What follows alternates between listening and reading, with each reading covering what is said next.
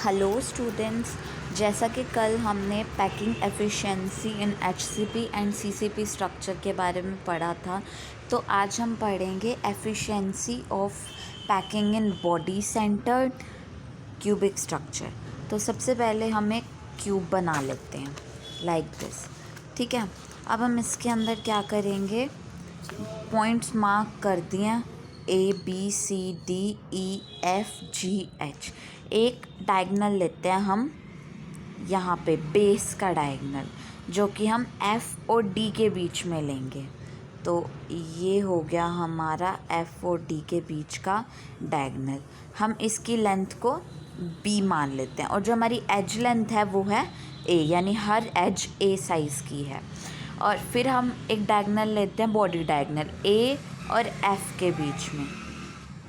ये A और F के बीच का डायगोनल हो गया, इसको हम मान लेते हैं, इसकी लेंथ हम मानते हैं C। तो अब बात करते हैं सबसे पहले हम इसकी E, F और D की। ट्रायंगल E, F और D, इसमें देखते हैं ये B जो है वो हाइपोटेन्यूज है, यानी कि FD का square is equal to perpendicular क्या है यहाँ पे,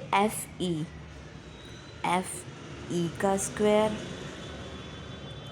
प्लस में ED का स्क्वायर।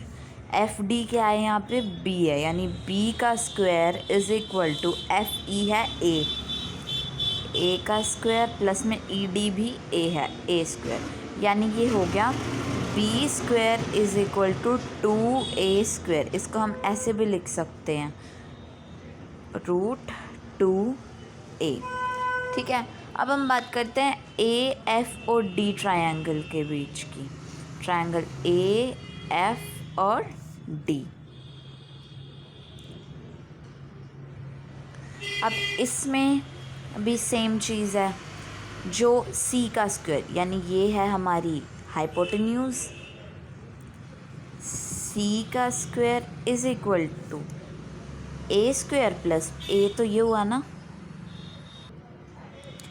AD जो है वो हमारी A हुई, A का स्क्वायर प्लस में B का स्क्वायर।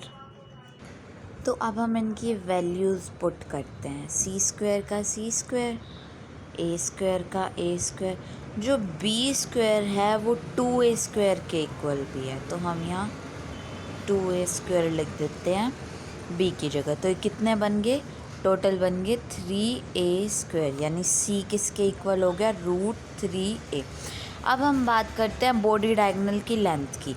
ये बॉडी डायगोनल है, इसकी लेंथ C है, ठीक है, और C जो है वो 4R के इक्वल है, यानी कि जो R है वो रेडियस है स्फेयर की पर एटम, स्फेयर यानी पर एटम की, और तीन एटम्स जो हैं और डायगोनल्स जो हैं एक दूसरे को टच करते हैं।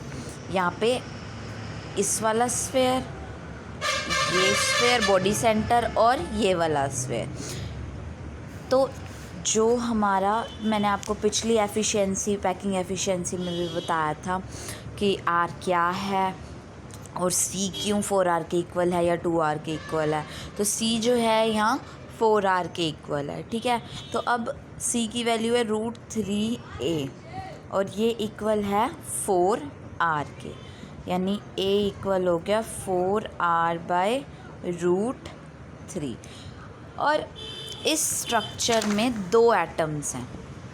कितने एटम्स हैं, 2 एटम्स है। एक तो बॉडी सेंटर वाला एटम हो गया, और हमें पता है चारों कॉर्नर्स का 1/4 पोर्शन ही इसके अंदर आता है, तो इसीलिए सब कॉर्नर्स का 1/4 पोर्शन आता है, तो इसीलिए सबको मिला के टोटल एक वो बनता है, एटम बनता है। तो इसीलिए इसके अंदर 2 एटम है। तो इसकी वॉल्यूम क्या हो जाएगी, स्ट्रक्चर की वॉल्यूम हो गई